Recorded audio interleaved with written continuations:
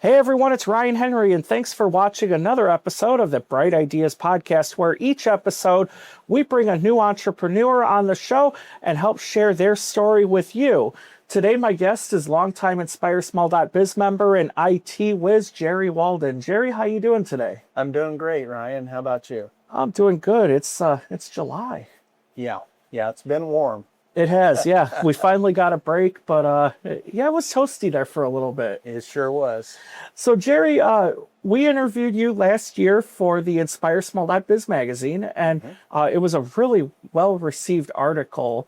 But I just want to kind of share briefly what your journey has been. So, your initial career entering the workforce was in carpentry, right? That's correct. So, tell everyone a little bit about what your first steps were getting out there into the world out of high school. Okay, well, getting out of high school, I was a finish carpenter through an apprentice program, and worked for two different construction companies. I come from a family that was in construction, so I grew up around it. Nice.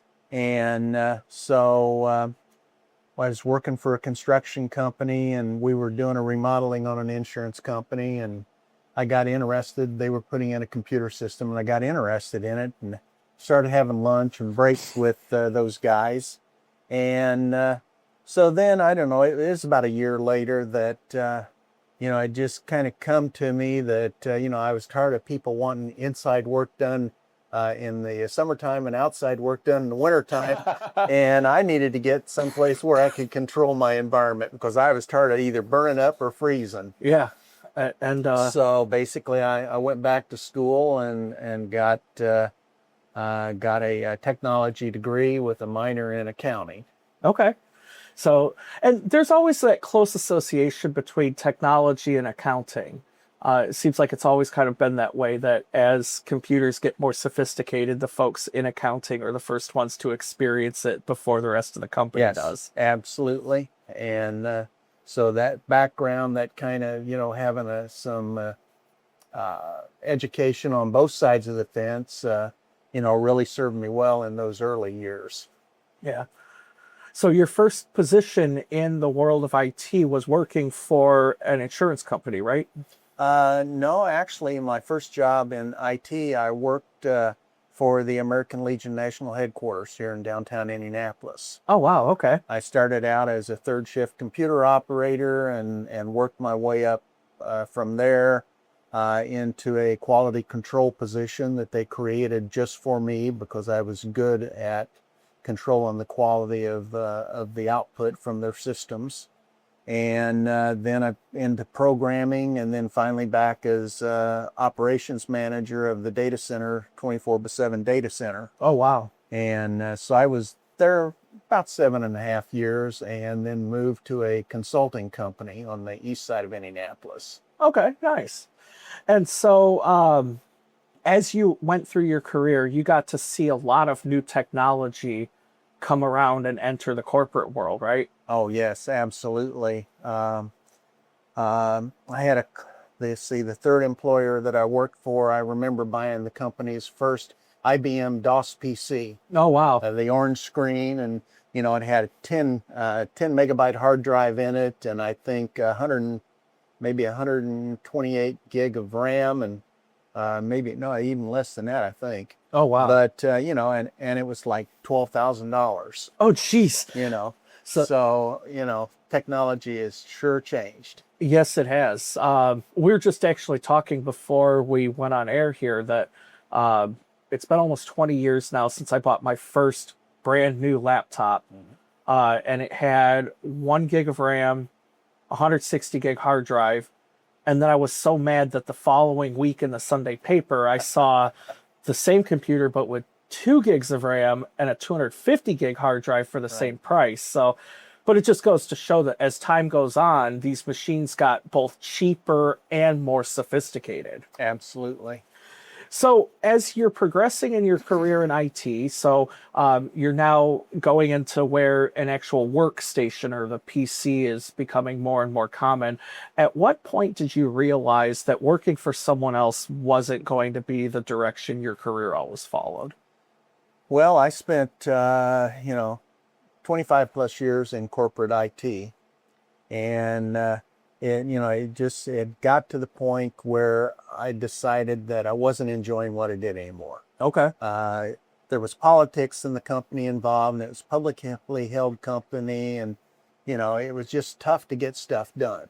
Yeah. And you were getting things done with 25% of the staff you had a few years before. Oh, geez. So they keep cutting your so staff. they keep cutting the staff. They keep increasing the requirements, adding more equipment. Oh, geez. So it just got to the point where hey, I felt that the background that I had, the experience I had, project management, data center design, moving data centers, that I could put that to good use, helping small and medium-sized businesses to use technology. So we've been in business, Waldon IT Solutions. We've been in business 16 years now. Nice. Congratulations.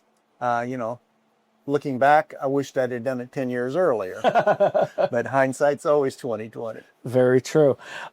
So when we sat down to interview for the magazine article last year, you said you were one of the very early on professionals that worked with something called load balancing, right? Mm-hmm. Yes. So for everyone watching who may not necessarily understand what that means, give them a rundown of what load balancing is and how they might recognize it. Okay.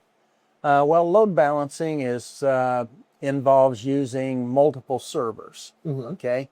And basically, you've got a load coming in, whether that is a web-based application with hundreds, thousands of users, or whether that is an internal application where you've got company-wide usage. Okay. So you can, any computer system, you can get it to the point that you stress it to where things start running slow. Okay. So too many people logged in. Too many people logged in, resources are low, so everybody starts seeing performance impact. Okay. So with load balancing, what you do is you have that application, but you have several servers that are basically interconnected together, usually through software. Okay.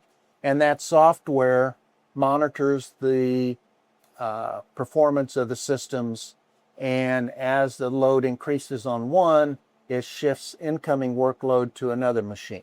So that way the end user isn't going to experience the delay or any of the problems that they might with a system that's just overtaxed. Yeah, that's correct. Plus it gives you redundancy too, because, a server's still hardware. Mm-hmm. Okay, so if a piece of hardware fails, then you've got other servers that can pick up that load. Yeah. So as you're getting your business up and running, you decided that you want to provide your expertise directly to your clients. What were some of those first steps of getting Waldon IT Solutions out there in front of the world? Well, basically, deciding, what kind of products and services we were going to offer, Mm-hmm. Determining, how we were going to price it. And then you've got to get out there. Yeah. And so, I've done that through networking over the years. Haven't done a lot of bulk mail or email campaigns or a lot of advertising in newspapers, stuff like that. It's been through getting out, going and meeting businesses, going to networking events, going to Chamber of Commerce events, and just putting yourself out there, meeting people, developing those relationships. And then asking if you can sit down with a potential client and sit down and listening. Nice. Listening to what their pain points are, what issues they're having. Also learning what they're using, what kind of accounting software they're using, what kind of hardware they're using, what kind of other business applications are they using. Because the more you know about their business, the more you're able to help them. Yeah, because you can make better recommendations that are unique to That's correct. And I'm always looking to help other people that I know that do things that I don't, that I can refer to. Nice. So it really boils down to building trust with the people that you work with and the people that are in your ecosystem that are referring you to new customers. Absolutely. So starting out 16 years ago now would be 2010. right? I think, yeah, my math isn't super strong, but I think it's about right. Yeah. But so that would have been the very dawn of, Let's see. Yeah. yeah, it's Yeah. 2026 today. 2000, yeah, 2009, I think it was. Yeah. Yeah. So, So that was the very beginning, though, of people starting to embrace putting things in the cloud. So a lot of businesses still had a server in a closet that was, just buried and forgotten about until it doesn't work, right? yeah. So as you're building your business and you're starting to work with people, what are some of the most common things that you realize small business owners are doing wrong that is super easy to fix or get them to be done the right way? Well, when everybody started talking about the cloud, a lot of people were very skeptical. And of course, internet connectivity was still somewhat limited back then. True. And you would experience internet outages. Yeah. So a lot of that skepticism was justified at the time. But as we have progressed and the communications have gotten more secure, they've gotten more dependable. Your cloud service providers have become more dependable. The prices come down. It's now a lot easier to show them that there's cost savings with having Exchange in the cloud for your email, say, or a SQL server in the cloud for your database. So it's easier to show those savings now because the cost of the hardware just continues to go up. The cost of the software keeps going up. And when you put that in the hands of Microsoft, then they're responsible for the hardware. They're responsible for keeping all your software on the latest versions. They're responsible for breaks to fix it. Okay. So they're able to get you the higher uptime without them. And I imagine then fewer companies actually have an in-house IT person than used to now that there's, so many things that are reliably done through a cloud. Right. Well, and it depends. It depends upon the size of the organization. But if you're a larger organization, you're going to have multiple servers in the cloud. You still have to administer those things. True. You still have to monitor them. You still have to back them up. Yeah. Microsoft says in their agreement that, they will do through their best, they'll give their best effort to recover your system if it fails. Right. Okay? But that's not a guarantee. But that's not a guarantee. So you need to verify that you've got good backups, recoverable backups that are ransomware proof, and that you're monitoring those systems. So company of a certain size, yeah, they're going to have an IT person. Now, can that one IT person do everything? No, not necessarily. And that's where we'll work with a company that has a single IT person to help them, like on the compliance side, if they've got compliance requirements, or to help them on the cybersecurity side. So we work with them. Nice. So let's pause right here to tell everybody, before we continue, how does someone get a hold of you if anything that we've talked about so far sounds like something they need to talk to you about? Okay. Well, one, you can go to our website. That's www.wits4you.com. That's witsforyou.com. You can also email me at jerry@wits4you.com. You can also call us at 317-578-5403. Nice. So going back to, you mentioned ransomware, and that's, in this day and age, I'd like to argue that the new horizon of warfare isn't people fighting in a battlefield. It's taking down people's technical infrastructure. And part of that is locking their data or ransomware, right? Yes. So how much more prevalent today is ransomware in a business than it was even, say, 5 years ago? It's huge. Ransomware is estimated by 2030 will be a $65 billion industry. So it's rivaling legitimate industry in the United States. Yes. And that's just the US, right? Yeah. So ransomware at its most basic form is it locks you out of your own files and declares that you can't have them back unless you give the bad guys money, right? That's correct. So, what are some of the things that a business needs to be doing to make sure that they don't become the next victim? Okay. Okay. Well, and let me back up just a little bit. Okay. Ransomware is big in a business. Okay. But what happens is they gain access to your environment. They gain access with somebody's username or password to one computer. Okay. And then they move laterally to the other computers within the network and then to the servers. And sometimes they may be in a network or a system for 3, 4, 5 months Before they do anything. Okay. Because they're on an information gathering tour.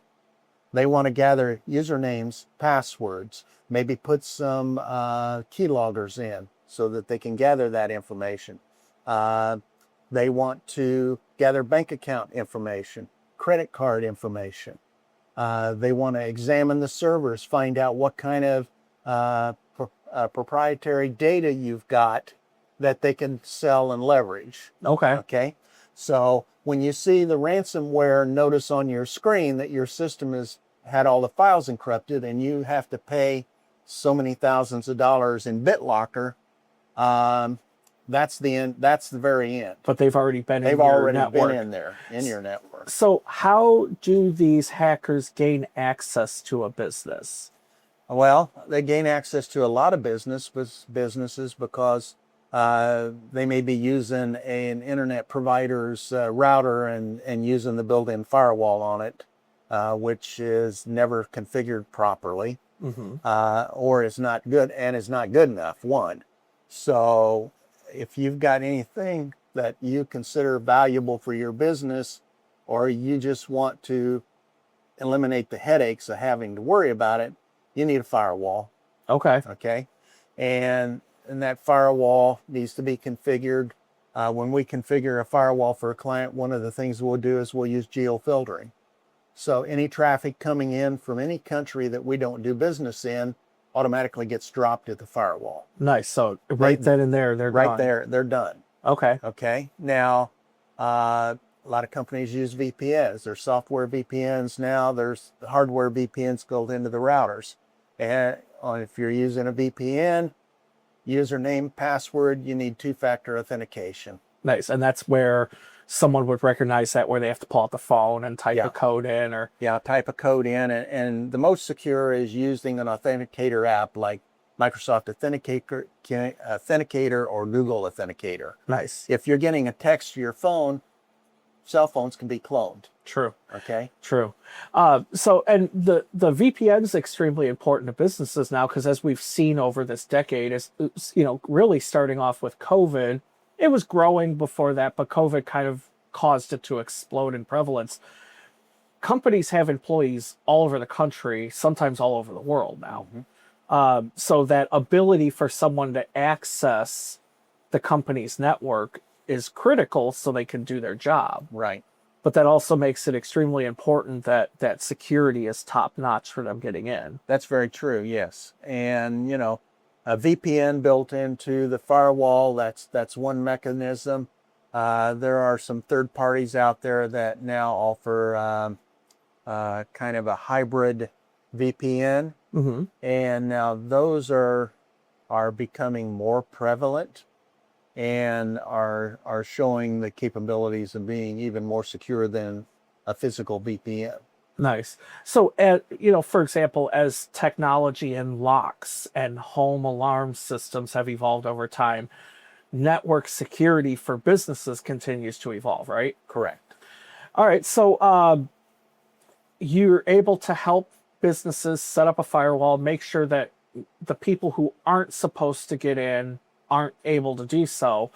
Now, for the actual employees, what kind of things are you able to do to make sure they are not causing, you know, flaws or lapses in that company's security? Okay. Well, and that comes in, you know, with every company needs policies and procedures. They need an acceptable use policy on what an employee should and should not do so that everything is clear and in black and white. So no Facebook at work. Yeah. No TikTok videos on the Wi-Fi. Yeah, things like that. Whether or not they can use personal devices. If they can, then there needs to be a personal device policy. Okay. Then, you know, hackers, you can never say that a hacker is not going to break in 100%. Okay. Nothing's 100%. Right. What we do is throw enough roadblocks in front of them that they hopefully get frustrated and they move on to an easier target. Okay. So we use a layered security approach, antivirus, malware, ransomware detection on every endpoint, whether it's mobile or fixed, a desktop, a ransomware-proof backup, because if you get hit with ransomware, if you don't want to pay that ransom or pay the ransom and hopefully you get the decryption keys, Right. That's the important part. Yeah. Then you've got to be able to recover. So you need a ransomware-proof cloud backup. So let's talk about the horrors for a second of the percentage of businesses that fail after an encryption or some kind of breach emergency. These are scary statistics, right? Well, yeah, they are. Well, going to a company that's had a data breach, they've had ransomware, say they pay the ransom and they do get the decryption keys and they unencrypt their data, okay? A lot of them don't address The initial issue of how they got in. Oh, God. Okay. So they didn't learn their lesson. Yeah, they didn't learn their lesson. 80% of those companies will be reinfected within 2 months. Oh, jeez. Okay. And what's the average ransom now? Do you happen to know that figure? You know, I don't, not off the top of my head, but, you know, it will vary. For example, a couple of attorneys, this is a small law firm, called me and they got a referral to me. And they said, you know, hey, we've been hit with ransomware. We need help getting out of it. But they're only asking us for $14,000 in ransom. Why are they asking for that? Well, I said, how much money do you have in the bank? About $14,800. So that's what they're doing. Yeah. Okay, well, why would they ask you for $20,000 or $30,000 when they know you can't pay, but you got $14,000? Okay. So that ransom most of the time is on data they collected about you while they were sniffing out what's going on. Yeah, before they actually launched the encryption software. But it just sounds insane to me that businesses pay this ransom and then they don't fix the initial problem that caused it in the first place. Yeah. That's just insanity. Yeah. Well, they think, well, somebody clicked on an email, but what they don't realize is that when they get into your network initially, okay, and they're doing all this search, they're also going to put in some back doors. Right. So maybe a back door on every system. Who knows? But they're going to put in back doors so that they've got a way to get back in. Even though they think you would do something to prevent it. Right. But a lot of times the only way to prevent it, for example, we helped recover a company with ransomware, and we had to bring in, 25 workstations, 7 servers where it was affected. Oh my God. Okay. A lot of people in the field. We had to have all the systems shipped in from the field. Geez. Okay. We pulled the hard drives out and isolated them. We put new hard drive in, installed Windows again, installed the apps, installed the printers, and then on the servers, wiped the servers, reformatted, reinstalled the OS, and restored the data from backups. Wow. And then we put in a stronger zero trust security product and a lot of additional monitoring into their environment so that we know exactly what's going on in their environment. And it's monitored 24/7 by a live security operations center. Nice. So 2 things. One, just the expense alone of everyone in the field having to ship their computer, someone from your company to be there, presumably at least one, probably more than one person, right? That new hard drives, the time it takes to reinstall Windows, the time it takes to put all their apps back, and then the cost of sending the device back to the employee, plus the time the business couldn't function, that became an extremely costly endeavor very quickly. Oh, yes. And from beginning to end, when everything was totally back up, we were looking at 90 days. Oh my God. So that's an entire quarter of the year that Yeah. business just lost. Yeah. Well, and that's where it comes in. It's important that you have a business recovery plan. Okay, now there's a disaster recovery plan and a business recovery plan. The business recovery plan is, how do you run your business if you don't have access to your systems? So you better have figured out how you're going to do that, how you're going to place orders, how you're going to invoice, how you're going to contact people. You got to have all that in place. So it's like the equivalent of the business that their cash register doesn't work, so they're using a calculator and a paper pad. Yeah. That's their but you bring up a good point. People think disaster recovery, well, that's tornadoes, fires, earthquakes, acts of war, terrorism, all that. But what you're talking about is how they plan to function after the fact. Like, it happened, okay, now how do we work? That's correct. So let's talk about a term you just said a moment ago, zero trust. Okay. What does that mean? Okay. Well, zero trust means that you trust nothing and you verify everything. Okay. Okay. Now, in our world, we use a zero trust application on our client systems, and what that does is we put it on that system once we know that that system is clean and secure, and we tell it to monitor. And we can set it to monitor from a few days to 7 days, whatever we think is neat. And it monitors everything the person does on that computer. Okay. Okay. And it learns all their applications. So if an application tries to run that hasn't been seen before, it gets blocked. Okay. Okay. So that 7 days there is this software learning what that person would typically do in the course of their job. Correct. And then blocks anything else. Anything else, yeah.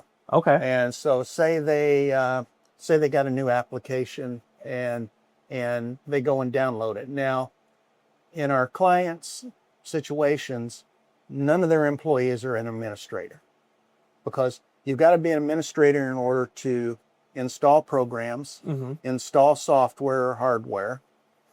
So what happens there is, we take the administrator rights away from the employees, because a lot of your malware and viruses have to have administrator rights to run.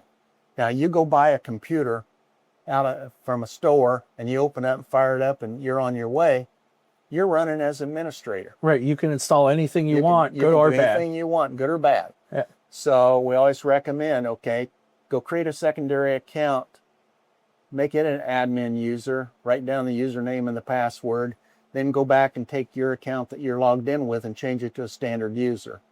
That way you've got an extra layer of protection on your machine. So that way they don't inadvertently install something that's detrimental to their computer. Because if all of a sudden you see a message come up asking for the administrator user name and password, and you're not trying to install anything, well, guess what? You better cancel out of it. Something's wrong, yeah. So basically, zero trust takes that risk that the end user puts something on that shouldn't be, and it eliminates that particular risk factor, right? Well, and it may not even be the user. It could be, it will, if a hacker does gain access to somebody's system, what they'll do is they'll try and use like remote desktop to hop from machine to machine. Yeah. Okay, that lateral movement. This monitors for the lateral movement. Okay. So it monitors what's going on the system. It monitors everything that's going on the network connection. It monitors everything that is that machine is trying to do. So the network, the hardware, the applications, even down to USB sticks. We can control USB sticks. Oh, nice. Either to allow or not to allow, or allow this USB stick because it has this serial number. Okay. So, and that's something that having, I'd say, advanced novice knowledge, I'm usually real apprehensive about accepting a free, like, promotional USB drive that someone gets, because it has their logo on it. They think it's cool and it's useful because it's got their logo and everyone carries it around in their pocket. But I'm always apprehensive to plug that into my system because I don't know where it's been. You don't, yeah, And I don't know where it was manufactured, and I don't know what's on it. yeah. So enforcing that as a company policy is a good point, because how many of us, accept a free USB drive from someone giving them away and then sticking them in the computer? Not saying the person that gave it to you intended anything bad to happen, but it could happen. Yes, absolutely. So now, also, before we went on air today, you told me about a brand new product that you're rolling out, because up to this point, you've served small and medium-sized businesses, but now you have a new product that can help individuals with their home system, right? Yes, that's correct. It's called Protect Your PC.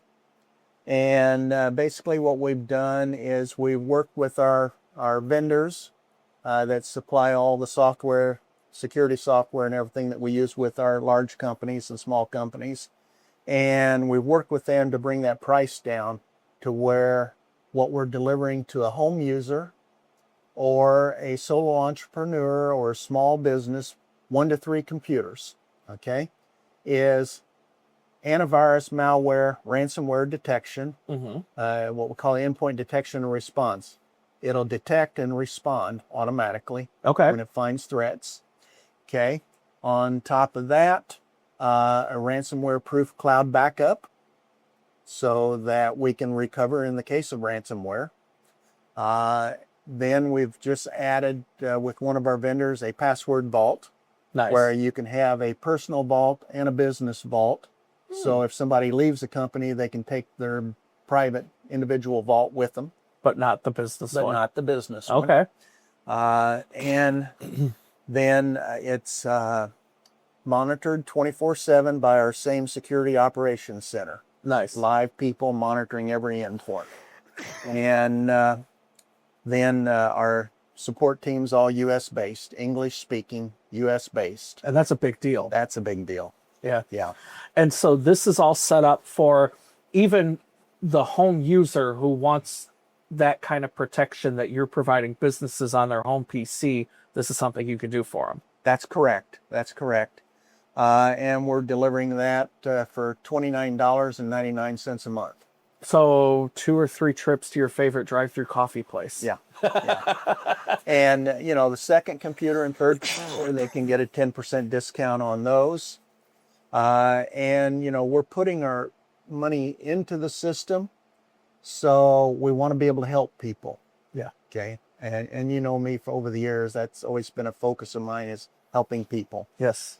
So if they tell friends and family they're using it, they tell friends and family about it. If they get 6 subscribers using their referral code, then their subscription's free. Nice. Or as long as there's 6 paying referrals. So if somebody falls off 1 month, they might pay for a month and they get somebody added back on, then their subscription goes back to being free. Nice. So you can find out more about that. You can go to protect-your-pc.com. Nice. And so now let's shift into your nearly 20 years, not 20 decades. My math is really screwed now. Nearly 20 years in business. So you've been able to navigate the ups and downs of what it takes to build a successful company. What advice do you have for someone today who is thinking about starting their own business but just doesn't know? They haven't pulled that trigger yet. Well, the big thing I'd say is just make sure you're starting a business doing something that you love to do. Okay? Because if you don't love what you're doing, it's going to get old and tiring in a hurry. It's very true. Because you're going to be wearing all the hats. Yeah. You're going to be doing all the work. You're going to be taking out the trash. So you need to, like what you're doing. Plan it out, talk to people, talk to other business owners. But the big thing is, if you're just getting started, networking is huge. You don't have a lot of money. So the contacts that you make by going to various networking events around the Indianapolis area, is where you're going to meet your contacts. That's where, after you meet those contacts, you follow up with them and you meet for coffee have coffee and get to know one another so that you can build that relationship, because everybody likes to do business with people they know, they like, they trust. True. Very true. So one more time, give everyone your contact information. Okay. How can they get a hold of you? Okay. The website, www.wits4you.com. Email is jerry@wits4you.com.